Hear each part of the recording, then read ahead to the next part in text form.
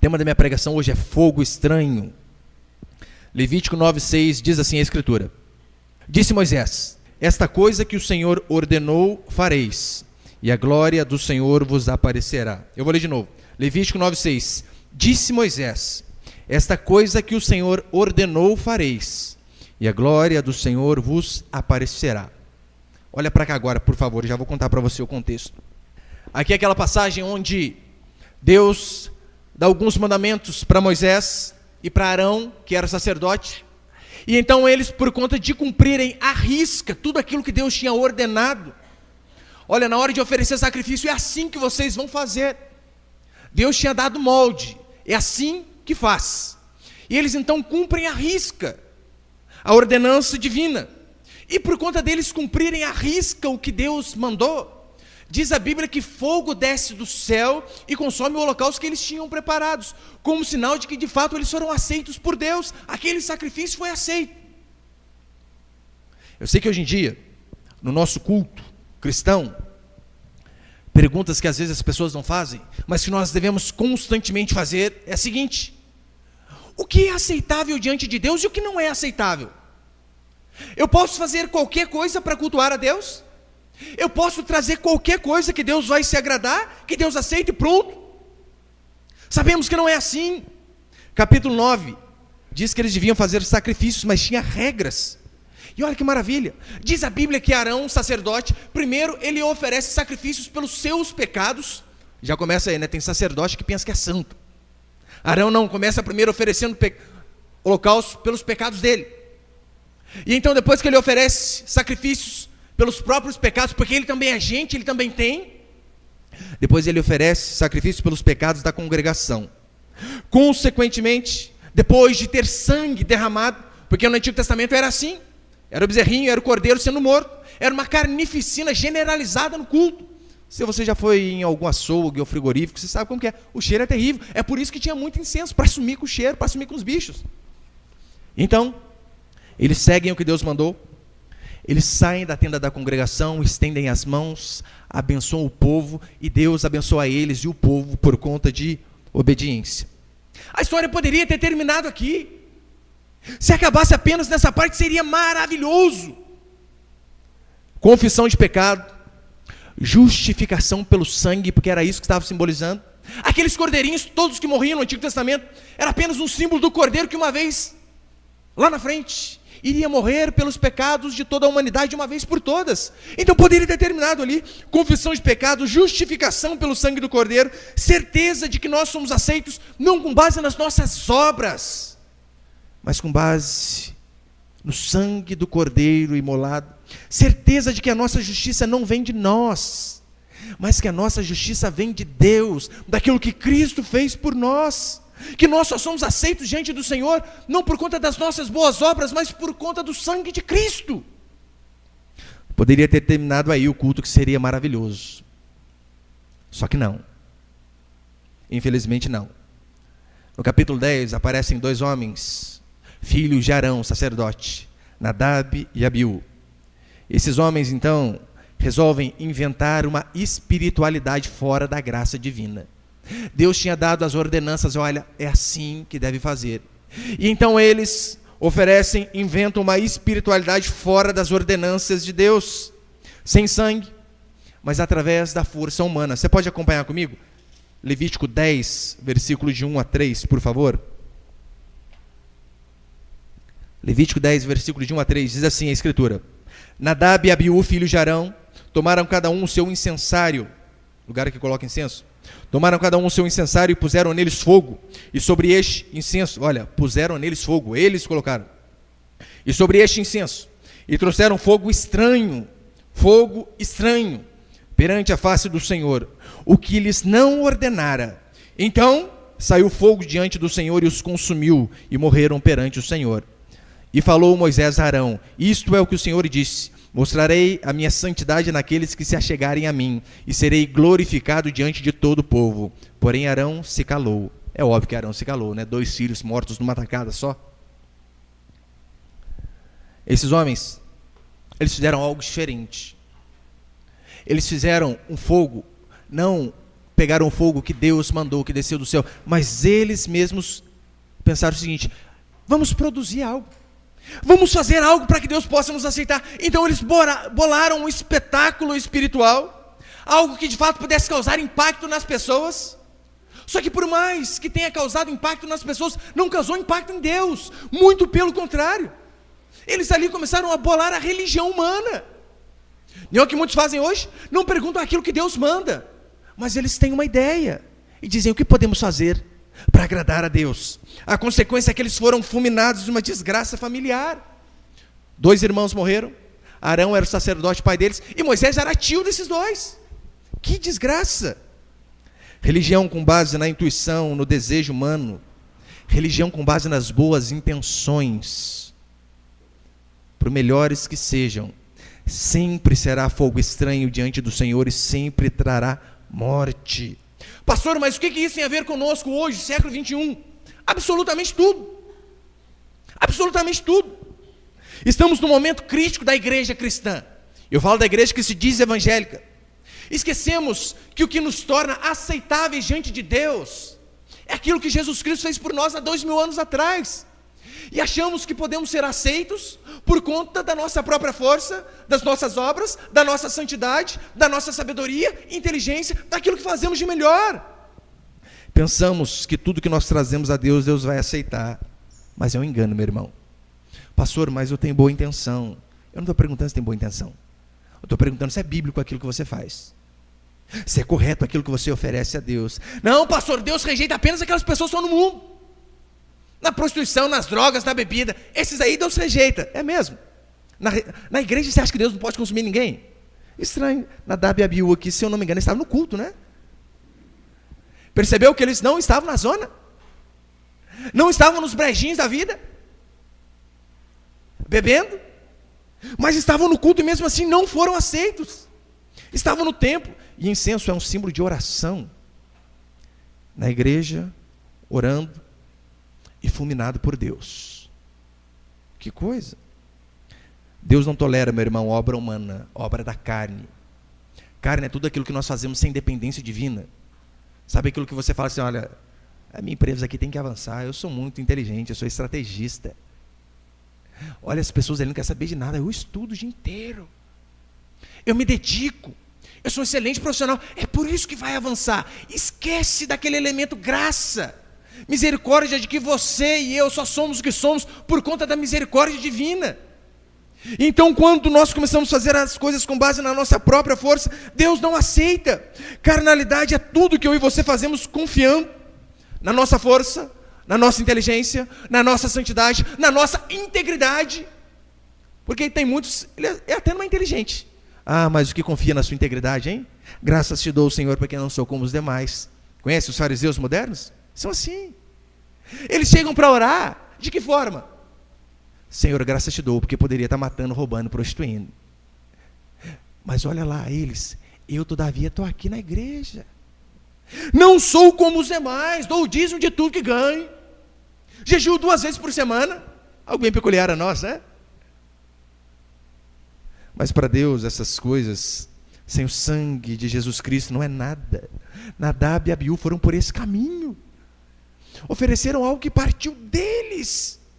E Deus mostra que a carnalidade no templo é tão suja quanto a carnalidade no prostíbulo. Não interessa. Obra humana é obra humana, não importa onde ela é feita. Em Levítico 9,6, que nós lemos aqui, diz: esta coisa que o Senhor ordenou fareis. E então a glória de Deus vai descer. Ou seja, temos que fazer aquilo que Deus ordena, não o que a nossa mente e o coração acham que é correto. Em Levítico 10, nós vemos a força do homem, a força natural. Em Levítico 9, nós vemos a dependência divina, que eles acreditavam: olha, nós só somos aceitos por conta desse sacrifício, desse cordeiro. São 2 religiões totalmente diferentes.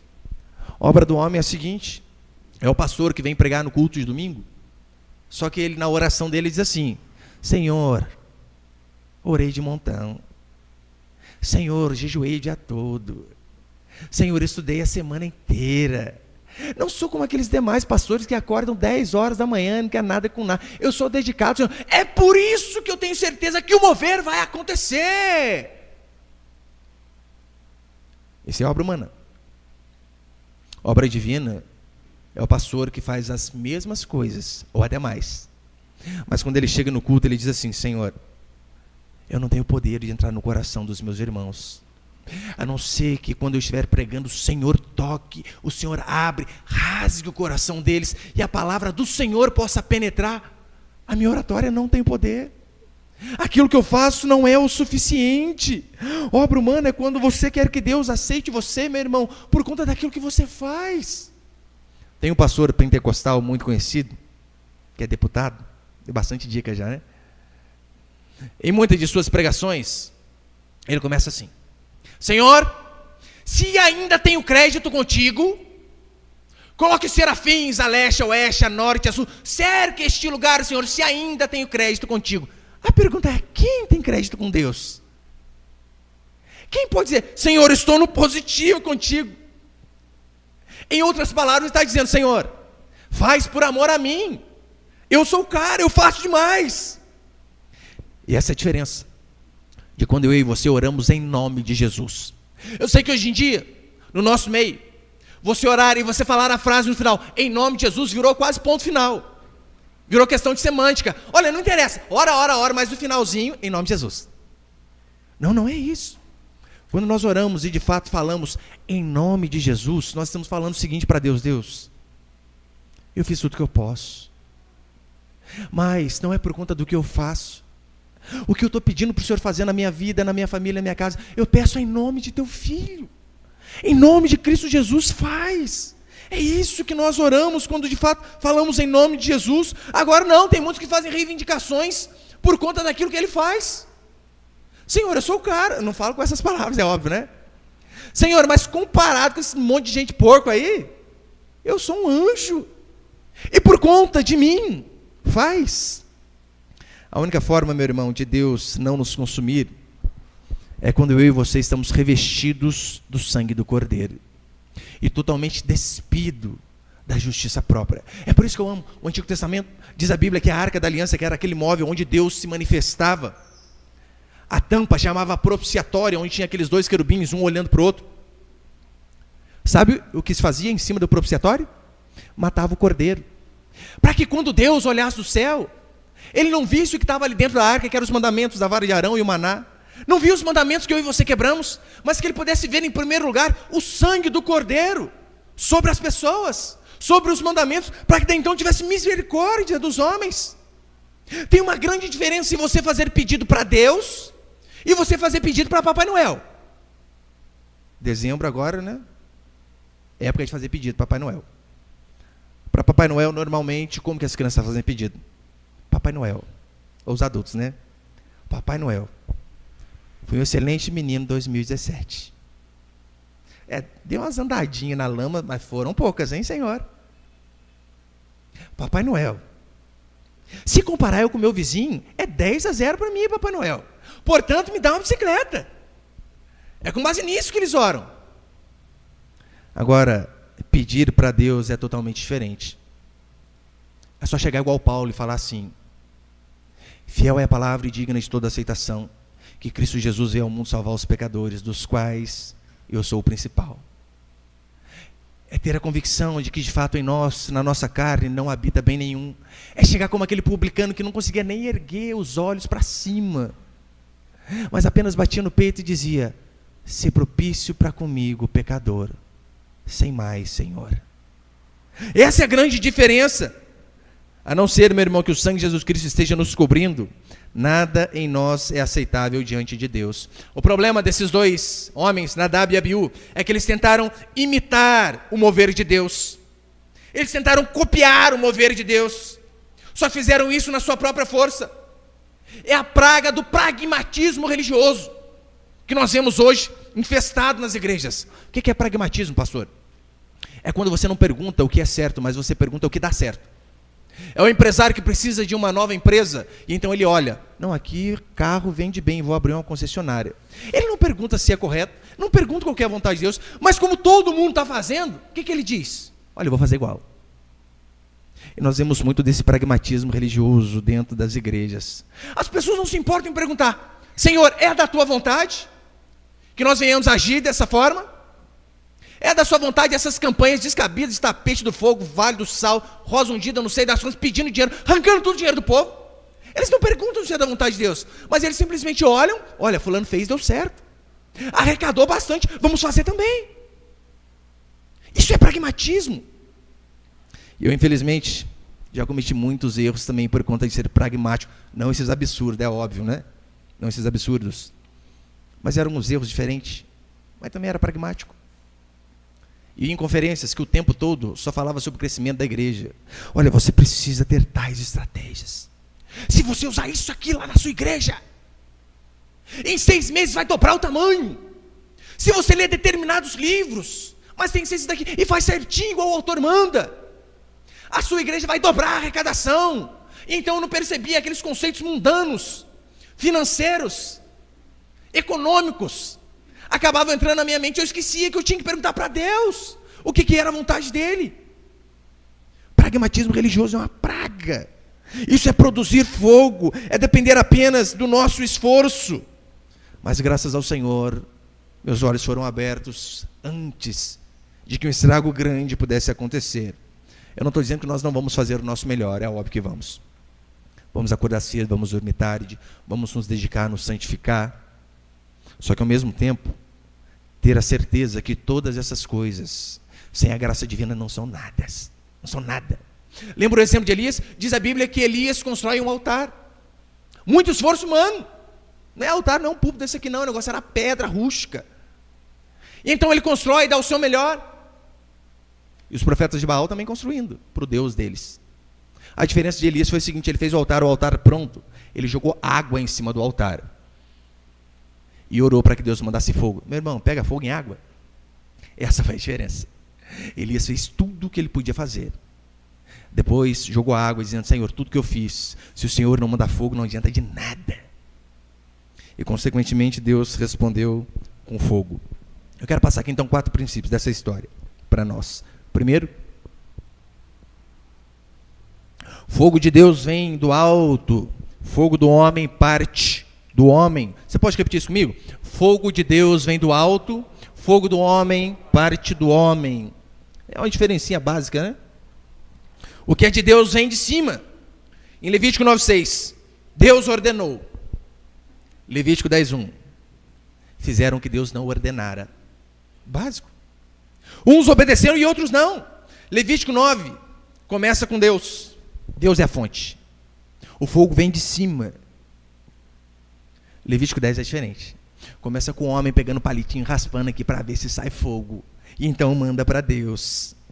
Lembra Caim e Abel? Diz a Bíblia que Abel foi aceito diante de Deus e seu irmão Caim não foi. Aí você olha, os dois levaram ofertas. A diferença foi basicamente a seguinte: Abel levou uma oferta de sangue, matou o cordeirinho, para mostrar: Senhor, olha, sangue que purifica, o sangue do cordeiro, está aqui.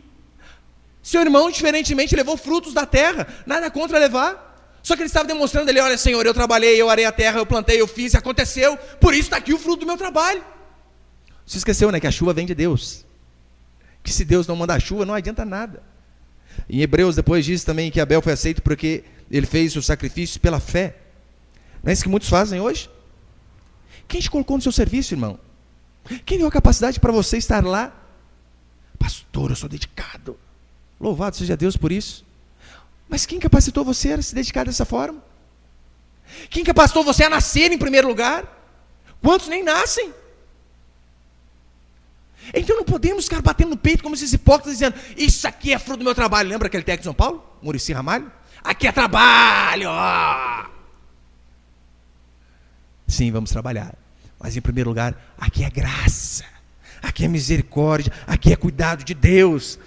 Levítico 9, Deus faz. Levítico 10, o homem faz o que acha melhor. O interessante é que nós vemos, por exemplo, em 1 Reis 17:2, Elias, homem de Deus, diz assim: e veio a palavra do Senhor a Elias. E Elias então fala o que Deus mandou falar. Os pastores de hoje não são muito assim, né? E veio uma ideia à sua mente depois de uma feijoada mal digerida noite passada. Então, ele teve uma estratégia de crescimento para a igreja. Dá um recado para pastor, presbítero, diácono e todo que é metido a pregador. Você sabia, né? Deus não chamou você para ser engenheiro. Eu não sou engenheiro. Deus não me chamou para ser arquiteto na obra do Senhor. O pastor é nada mais, nada menos que um pedreiro. Quem fez a planta foram os apóstolos, os profetas e Jesus Cristo. Eu só estou aqui apenas para cumprir. Eu não estou aqui para ter ideia. Eu não oro para que Deus me dê ideia. Eu oro para que Deus me mostre, Senhor, que eu possa entender o que o Senhor já mostrou, para simplesmente levar para os meus irmãos. Em Efésios 2:20, Paulo diz assim: edificado sobre o fundamento dos apóstolos e profetas, sendo ele mesmo, Cristo Jesus, a pedra angular. O fundamento já foi dado, Jesus Cristo. Meu irmão, eu não estou aqui para ter visão de como a visão, porque tem umas igrejas que é assim, né? A visão da nossa igreja é tal, faz isso, faz aquilo, faz aquilo. Não, eu não fui chamado para ter visão. Quem teve visão foram os apóstolos, foram os profetas. Eu estou aqui apenas para falar a visão que eles tiveram. Em Levítico 10, eles não consultam a Deus para saber o que é certo, mas eles consultam João Santana. Sabe quem é João Santana? Marqueteiro do PT. É mais ou menos por aí. É um homem preocupado, seguinte: olha, o que a gente pode fazer? Chama um marqueteiro profissional para dar um jeito aqui na igreja. O que você acha para atrair jovem?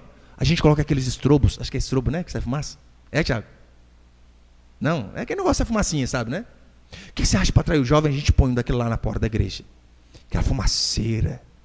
E então, quando os jovens entrarem aqui, nós colocamos uns globos iluminando. E eles vão pensar que é a Shekinah de Deus nesse lugar. O povo é marqueteiro de primeira, né? Não estou dizendo que nós não vamos ser estratégia. Jesus tinha, é ridículo. Jesus disse: olha, vamos para os judeus primeiro. Jesus, quando foi enviar os discípulos, mandou de 2 em 2. Jesus tinha um público-alvo, que eram os judeus. Sim, nós vamos ter estratégia. Claro que vamos. A diferença de Jesus para os outros é que a fonte era diferente. Olha o que Jesus diz, que a Bíblia diz a respeito dele. Quando ele fosse levantado, atrairia muitos a si. E é isso que nós temos que fazer. Toda a estratégia, todo pensamento tem que ser com o objetivo de atrair as pessoas para Jesus Cristo. Apenas isso. Ora, vamos fazer um marketing o melhor possível. Olha, vamos tentar colocar um som da melhor maneira possível. Vamos tentar colocar um ambiente o melhor possível. Temos já Facebook, YouTube, tudo mais. Com qual objetivo? O objetivo de que o nome de Deus seja glorificado. O objetivo de que o nome do Senhor seja exaltado. Esse deve ser o meu e o seu objetivo. A cruz deve ser o centro da nossa igreja. Mas eu vou falar para você. Vou te dar um grande exemplo de fogo estranho no meio da igreja hoje. Língua estranha. Língua estranha. É tão estranha que nem Deus entende. Fogo estranho. Pastor, por quê?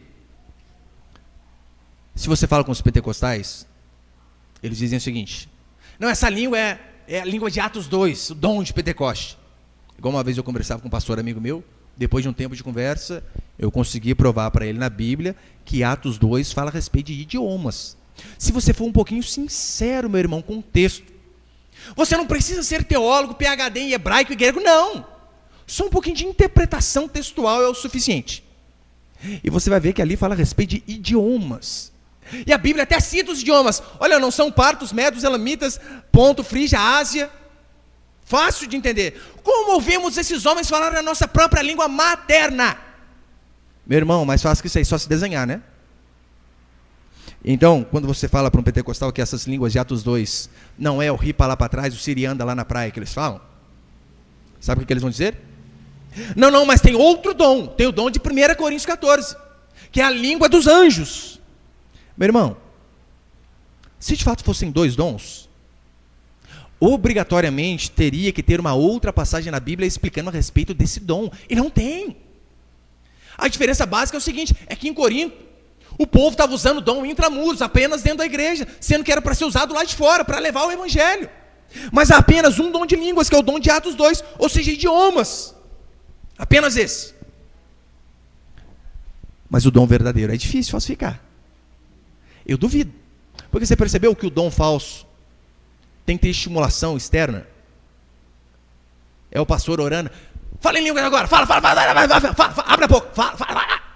Não é assim que funciona? Eu duvido. Só se for Deus mesmo. Eu pegar aqui e falar, fala inglês agora. Agora. Russo, japonês, chinês. É ruim, hein?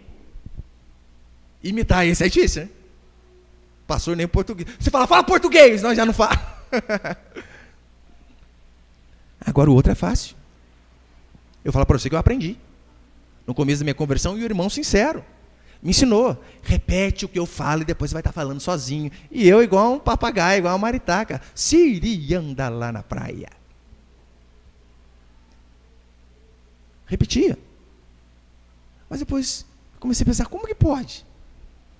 O irmão está me ensinando um dom. E eu estou produzindo algo. E aquilo lá ficava na minha mente. Mas será, de fato, que isso aí é de Deus? Além do mais, que nós cremos. Os católicos não são salvos. Eles não cumprem a Escritura.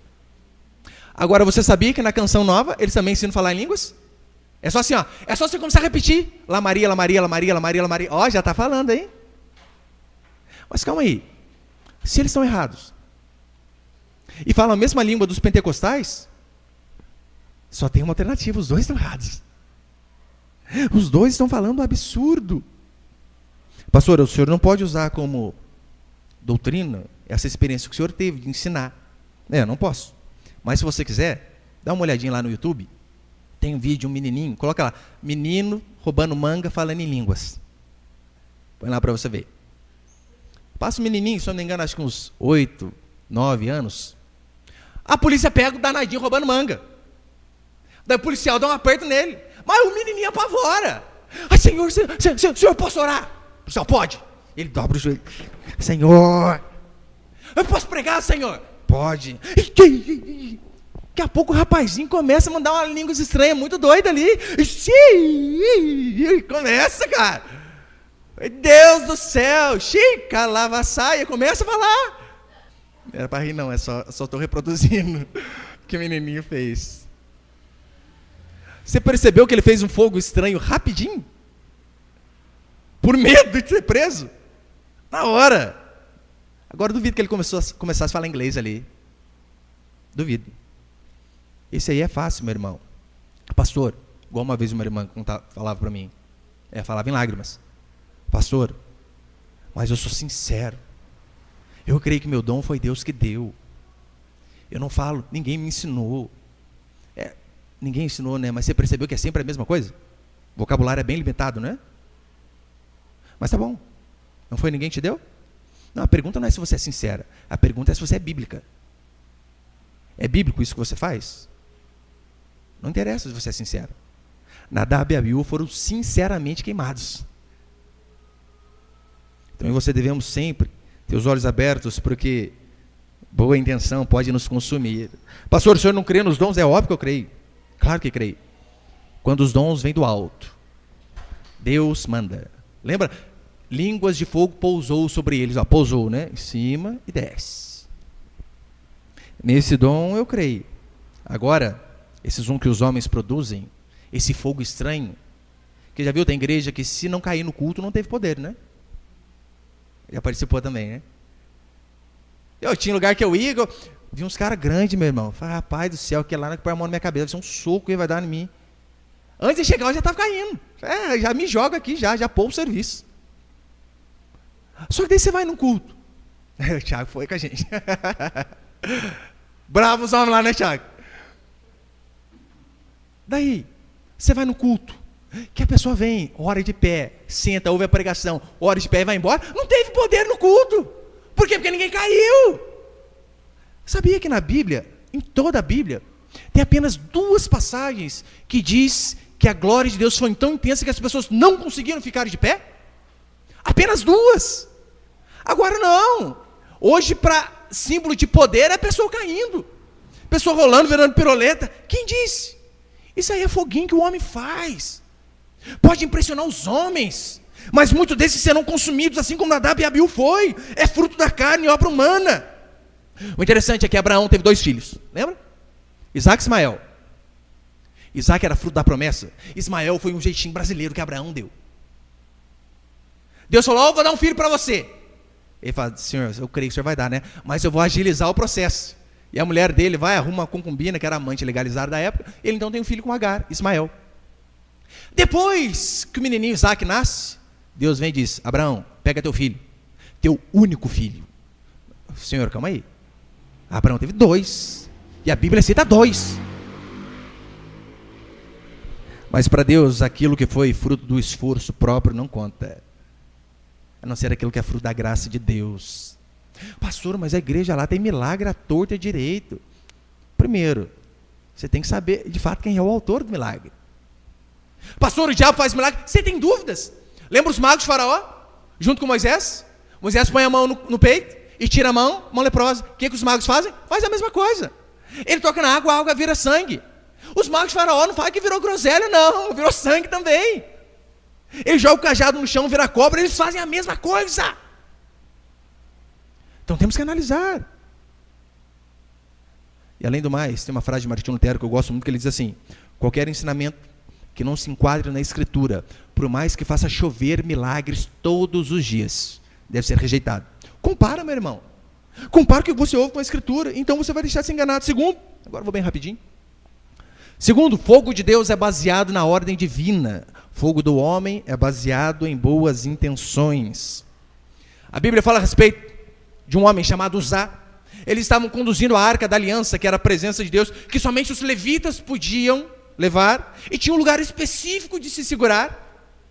E então ele está ali, o boi dá uma tropeçada e a arca vai cair. Meu irmão, olha a boa intenção de Uzá. Deus vai cair, tem que ajudar ele. A arca foi cair, ele pum, meteu a mão na arca lá, para ela não cair no chão. Sabe o que aconteceu com ele? Morreu, fulminado. Pastor, mas olha a intenção dele. Meu irmão, não interessa a boa intenção, o que interessa é a obediência. Homem e mulher de Deus só é homem de Deus e mulher de Deus porque obedecem. Não adianta você tentar ficar se ludibriando. Não, mas eu estou fazendo de todo o meu coração. A questão é bíblico aquilo que você está fazendo? Não interessa se você está fazendo do seu coração. Homem de Deus é homem de Deus porque obedece. Sabe por que Moisés era homem de Deus? Porque Deus mandava e ele fazia exatamente como Deus tinha mandado. E assim que eu e você devemos fazer. Lembra na construção do tabernáculo? Olha o que diz a Bíblia: fez tudo como lhe ordenara o Senhor. Deus deu um monte de instrução para Moisés construir o tabernáculo. Ele fez exatamente. Talvez se desse para a mulher de Moisés, né, ela ia dar uma mudadinha, né? Senhor, aqui é o candelabro, né? Vou colocar uma toalhinha de renda embaixo aqui que vai dar um toque feminino. É por isso que deu para Moisés. O homem é assim, do jeito que mandou faz. Mas é assim que eu e você também devemos agir. Você já viu em algum lugar na Bíblia Deus ordenando pastora? Tem um monte, né? Ah, não, mas é a mulher do pastor. Ah, então vou chamar a Maria Laura de sargenta. A esposa do sargento. Chama a Camila de pedreira. Não tem isso. Na Bíblia não há. O que há é Deus ordenando homens e pronto, acabou. Pastor, mas é um sinal de respeito com a mulher do pastor. Respeito, ela chama de senhora, então. Não a minha, né? A minha fica brava, é a nova, né? Respeita, chama pelo nome. Fogo do homem é resultado de imitação. Nadab e Abiú haviam participado de Levítico 9. Olha que interessante. Eles viram Levítico 9, como funcionavam as coisas, porque eles estavam lá, o pai deles era sacerdote. Eles tiveram uma ideia. Calma aí, rapaz, vamos fazer igualzinho pai. O pai orou e Deus veio. Vamos dar um jeitinho e fazer igual. Conta que uma vez, um pastor foi pregar numa igreja, e ele levou o filho dele, adolescente, que parecia muito com ele. E então, no começo, antes do culto, chegou uns outros pastores e disseram assim para ele: pastor, esse menino é a sua cara. Se o senhor colocar ele para pregar aqui, as pessoas não vão nem perceber a diferença. O adolescente sabe, disse assim: vão sim. Meu pai anda com Deus há muito mais tempo que eu. Eu tenho muito a aprender. Não adianta querer imitar. Não adianta. Nadab e Abiú são os pastores modernos. Viajam para tudo que é lugar. Para quê? Para aprender a fazer fogo. Está tendo mover não sei na onde. Vamos lá e vamos copiar e vamos trazer para cá. Fulano fez a campanha do tapete de fogo. O negócio é o bicho, rapaz. Vamos fazer. Fogueira santa. Rosa ungida. Infelizmente, nenhum povo é mais enganável do que o povo cristão. E eu falo, infelizmente, a esmagadora maioria que tem sido massa de manobra, que pensa que simplesmente pelo fato do pastor estar à frente, revestido de uma autoridade divina, que ele não erra, Meu irmão, o pastor não é papa, o papa é infalível, você sabia disso, né? Quando ele está consagrado ali, na época de papa, ele não erra. Muitos pensam que o pastor é assim. Só que não, não é. Só que infelizmente o povo é muito fácil de enganar. É que não é o meu estilo, é óbvio, né? Meu irmão, mas dependendo do lugar, se eu chego, dou aquela encorpada, antes de começar a pregar, eu já fico assim, ó. Nossa, o povo já começa a ficar louco na cadeira, você sabe, né? Se eu falar assim, o povo já trupica, já vira cambalhota, aleluia. Eu nem falei nada, hein? Você sabe que é assim. É óbvio que eu não vou fazer isso, você sabe que eu não faço. E um anjo está passando aqui, meu irmão, o povo dá um duplo twist carpado, cai lá na cadeira de trás. Você sabe que é desse jeito. Tem um homem chamado Davi Silva, da casa de Davi, um pastor. Se ele fez isso de coração, eu creio que ele é homem de Deus. Mas não sei se foi. Ele então, do lado de seu pastor, isso aí há muito tempo já, tem até hoje o vídeo na internet. Ele começa a confessar todos os seus pecados durante o ministério. Ele começa a dizer o seguinte, olha, muitos dos meus testemunhos não eram meus. Eu pegava de outros e fazia só para engrandecer. Quando eu falava que via anjo, eu não via era coisa nenhuma. Eu só falava que eu sabia que o povo ia à loucura. Até a minha cura da síndrome de Down, que eu disse que fui curado, fui nada. Se ele falou arrependido de todo o coração, eu creio que de fato é um homem de Deus. Mas vai saber, né? Vai que descobriram. Não sabe? Mas eu quero ficar com a primeira opção, que ele se arrependeu de todo o coração. Porque sabe, o povo é fácil ser enganado. O povo vai à loucura. Acredita em tudo. Você falou com firmeza, meu irmão. Até que você fala errado, fala abobrinha. O povo vai. Quantos irmãos daqui já me falaram? Pastor, já perdi tanto dinheiro na mão daqueles salafrários. Era voto de 200, 300. Eu emprestava dos outros para fazer o voto da campanha. Irmãos aqui da nossa igreja. Davi Silva foi por esse caminho. Porque ele dizia que fazendo isso, Deus movia. Diferentemente de Elias. Elias preferia um ventinho onde Deus estava, do que um tornado, um terremoto onde o Senhor não estivesse. Como eu falei, infelizmente, eu aprendi a fazer um pouco de fogo estranho já. Não desse tipo, claro. Mas todas as conferências antigamente que eu ia era absurdo. Chamava o pastor da China. Chamava o pastor dos Estados Unidos. Porque você sabe, né? Pastor americano parece que tem mais unção, né? Do jeito que fala, né? Senhor, aleluia. Falou aleluia, meu irmão, o povo arrepia inteirinho. Americano, Eu via que todas essas coisas tinha apenas fins de crescimento da igreja. Eu nunca vi uma conferência das antigas que eu ia. Conferência do tome a sua cruz e siga. Conferências que falam sobre arrependimento. Por isso, meu irmão, não seja como Nadab e Abiú, não produza fogo estranho, não vá por aquelas pessoas que produzam.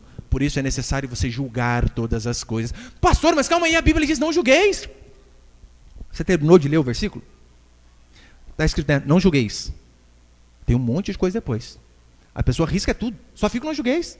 Olha lá, não julgueis conforme a aparência, mas julgue conforme a reta justiça. É um absurdo. Julgue. Como você vai saber se é algo errado ou se não é? Estão vendendo um tênis para você, a marca do tênis, Adidas. Nico. Adidas. Como você vai saber se é correto ou não, se você não julgar? Portanto, meu irmão, não pense só porque o pastor está na televisão que é de Deus. Não pense só porque eu estou aqui à frente, eu sou de Deus. Sabe o que você tem que fazer? Chega na sua casa e lê a sua Bíblia. Confere se aquilo que eu estou falando bate com a Escritura. Se eu não falar aquilo que bate com a Escritura, meu irmão, casca fora daqui, procura uma igreja melhor. Era isso que os apóstolos faziam, era isso que os crentes de Bereia faziam. Olha o que diz que eles faziam. Eles ouviam o apóstolo e confirmavam nas Escrituras para ver se de fato as coisas eram assim. Agora tem pastor que é inquestionável. Você pergunta, ele não aceita. Calma aí, não tem que ter medo. Em Apocalipse diz, olha, vocês têm colocado à prova aqueles que dizem apóstolos e não são. Como? Pela Escritura, portanto, julgue segundo a Escritura. Terceiro princípio, fogo de Deus consome o holocausto, fogo do homem consome o homem. Você sabe, o que começa de Deus, o que Deus começa, está sempre debaixo da graça. Porque foi Deus quem começou. Deus começa, Deus termina. É por esse motivo que pastor nenhum pode edificar uma igreja com base naquilo que ele faz. Olha, o que ele faz é tão ridículo comparado com o padrão de Deus, né? Eu já vi alguns pregando o seguinte: olha, eu prego o que eu vivo. Se eu fosse pregar santidade com base naquilo que eu vivo, eu ia estar pregando um padrão de santidade tão aquém daquilo que a Escritura manda pregar. Eu prego o que a Escritura manda. E assim como vocês, me esforço para seguir. Faço tudo que eu posso, é óbvio que faço. Eu tenho uma frase que eu sempre levo comigo: eu trabalho como se tudo dependesse de mim. Todavia, eu oro porque eu sei que tudo depende de Deus. E é assim que a gente deve agir. Você acha que, de fato, o seu casamento vai avançar com base nas dezenas e centenas de livros que você leu sobre relacionamento? Não. Se não tiver graça sobre a sua vida, você está perdido, meu irmão. Portanto, essa historinha ainda tenho crédito contigo, é absurdo. Somos o que somos pelo sangue do Cordeiro. É por isso que Arão, antes de oferecer sacrifício pelo povo, oferecia sacrifício por si mesmo. Porque ele sabia que eu sou falho quanto os meus irmãos. Quando nós estamos debaixo da graça, quem morre é o Cordeiro. Quando nós estamos debaixo do nosso esforço, quem morre somos nós. Paulo, em Romanos 8:8, diz assim: os que estão na carne não podem agradar a Deus. Ou seja, aqueles que são Nadab e Abiú, que confiam no que fazem e não no sangue de Cristo, não podem agradar a Deus. Carne não é carne só na prostituição, no roubo, no adultério, mas na igreja, no seu trabalho, no seu casamento, quando você faz as coisas confiando naquilo que você é. Se você vê um culto onde as pessoas de fato pulam muito, giram, rodopiam, mas não estão debaixo do ordenamento da Escritura, é apenas fogo estranho, pecado. Mateus 7 diz que existiam algumas pessoas que estavam pregando, expulsando o demônio. Que coisa, hein? Sabe o que Jesus diz para elas? Apartai-vos de mim, vós que praticais a iniquidade. Que é isso, pastor? Apartai-vos de mim. Foi o que Jesus disse para essas pessoas. Pastor, mas tem problema mesmo? Talvez você pergunte. O povo lá podia estar no mundo. Estão fazendo essas loucuras giratórias aí, mas estão na igreja. Tem problema mesmo? Eu acho que não tem problema, será? Olha o que diz Mateus 16:23. Mas Jesus, voltando, disse a Pedro: arreda, Satanás, tu és para mim pedra de tropeço, porque não cogitas, não pensas das coisas de Deus, e sim das dos homens. Calma aí, Pedro. Você pensa das coisas dos homens. E que Jesus está dizendo que é o seguinte: pensamento de homem, sem ser pensamento com base na Escritura, é pensamento do capeta. Ou seja, as ideias que você tem para fazer que não partem do princípio bíblico, foi Satanás que encheu a sua cabeça e pronto, só isso. Pensar como homem, naturalmente, é pensar como o diabo. Levítico 10:3 diz que Deus se manifestaria através da santidade do povo. E quarto e último princípio para encerrar: fogo de Deus gera mover, fogo do homem traz animação. Levítico 9:24, você pode acompanhar comigo aí, por favor? E eis que saindo fogo de diante do Senhor consumiu o holocausto e a gordura sobre o altar. O que vendo o povo jubilou e prostrou-se sobre o rosto.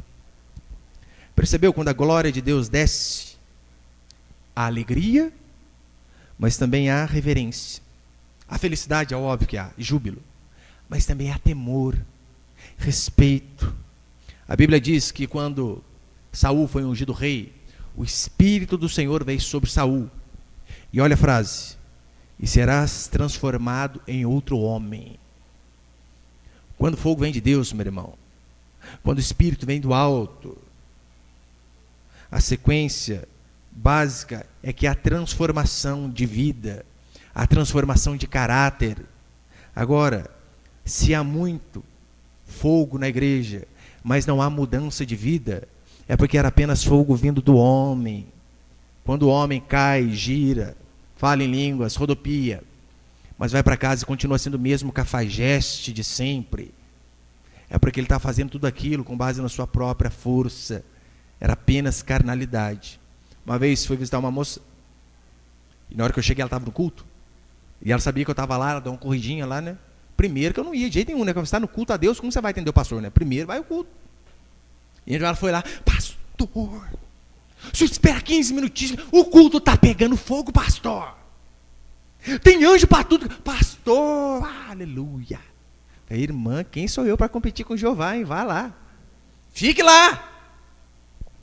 É engraçado que depois de alguns meses, eu fui descobrir que ela tinha um caso com o obreiro da igreja. E era casada. Que coisa, hein? Mas girava no manto. Vinha arranjo para tudo que é lado. Apenas fogo estranho, apenas fogo humano. Tem pessoas, meu irmão, que só amam o espetáculo. Só amam o fogo que o homem pode produzir. Mas o que vale para Deus é o que parte dele. É o que diz Romanos, né? Porque dele, por meio dele, ou seja, até em nós é Deus que faz. Porque dele, por meio dele, para ele são todas as coisas. Ou seja, o fogo vem de Deus, passa por nós e volta para Deus. Agora, toda a brasinha que é produzida aqui embaixo, que nós tentamos mandar para Deus, Deus não aceita. A religião humana é baseada no fogo do homem, no esforço próprio para ser aceito. A religião divina é diferente. É baseada no sangue do Cordeiro. De nós, de fato, entendermos que somos o que somos, temos o que temos, porque um dia alguém pagou o preço no meu e no seu lugar. Que um dia alguém teve misericórdia e graça de nós mesmos, sem nós merecermos coisa alguma. E que tudo que nós fazemos sem a cruz de Cristo na nossa vida, para Deus não passa de religiosidade, fogo estranho, fogo do homem. É por esse motivo que todo primeiro domingo do mês, como hoje, nós celebramos a ceia. Sabe por quê? A ceia não é um lugar para pessoas perfeitas. Não. A ceia foi feita para pessoas pecadoras, assim como nós. É porque na ceia nós não podemos bater no peito e dizer assim: Senhor, essa semana eu estou zero. Errei nada, Senhor, ó, top. Não.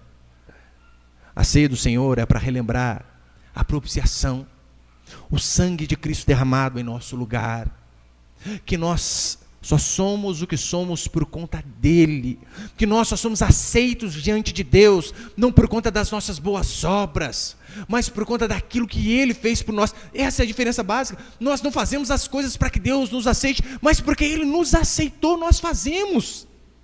Eu e você não cultuamos a Deus para que ele possa nos aceitar, mas ele nos aceitou e é por isso que nós cultuamos a nossa santidade, a nossa obediência. Não é para que Deus possa nos aceitar, mas porque ele nos aceitou mesmo sendo pobres, pecadores, miseráveis. É que nós obedecemos, é que nós nos santificamos, é que nós fazemos tudo para agradar o nosso Senhor. Essa é a diferença. E a ceia vem lembrar mais uma vez que nós estamos aqui porque Jesus Cristo derramou o seu sangue por nós há 2000 anos atrás. E é por esse motivo que nós somos aceitos, como diz Hebreus, lembra? Tende, pois, irmãos, intrepidez para entrar no Santo dos Santos, onde Deus está, pelo sangue de Jesus. É por esse motivo que nós estamos aqui. Amém, meus irmãos? Você pode ficar de pé por um instante, por favor?